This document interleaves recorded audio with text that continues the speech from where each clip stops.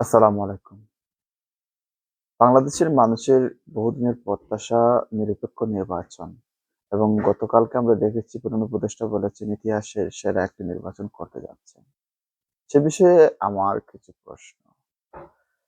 যাদেরকে নিয়ে নির্বাচন নিরপেক্ষ করার আশা ব্যক্ত করেছেন যে প্রশাসন, এ প্রশাসন কি নিরপেক্ষ? নিরপেক্ষ যদি প্রশাসন না হয় তাহলে নিরপেক্ষ নির্বাচন হবে কিভাবে?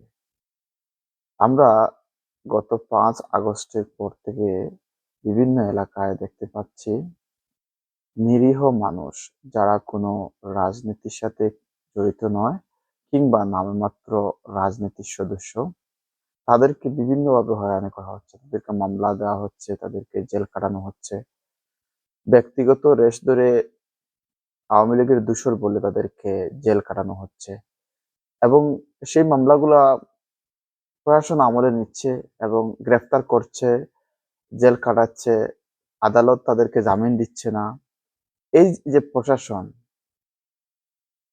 এই যে প্রশাসন এটা কোনোভাবে নিরপেক্ষ প্রশাসন নয় এবং এই প্রশাসন দ্বারা নির্বাচন কখনো নিরপেক্ষ হওয়ার সম্ভাবনা নেই। এটি যারা ভাবছেন যে এটি নির্বাচন নিরপেক্ষ হবে, আ তারা বোকার সরকারে বসবাস করছেন।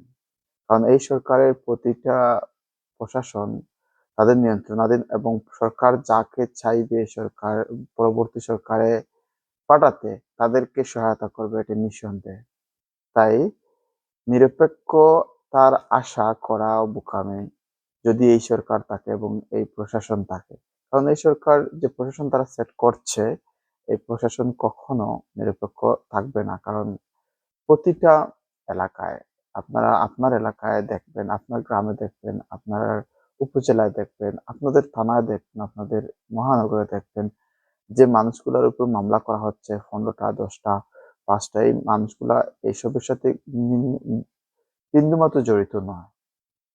এই মামলাগুলা যখন প্রশাসন, পুলিশ গ্রহণ করছে এবং তাদেরকে গ্রেফতার করছে, তারা নিঃসন্দেহে নিরপেক্ষ নয় এবং তাদের দ্বারা যে নির্বাচন হবে তাও নিরপেক্ষ হবে না। তো ভালো থাকবেন। আল্লাহ হাফেজ।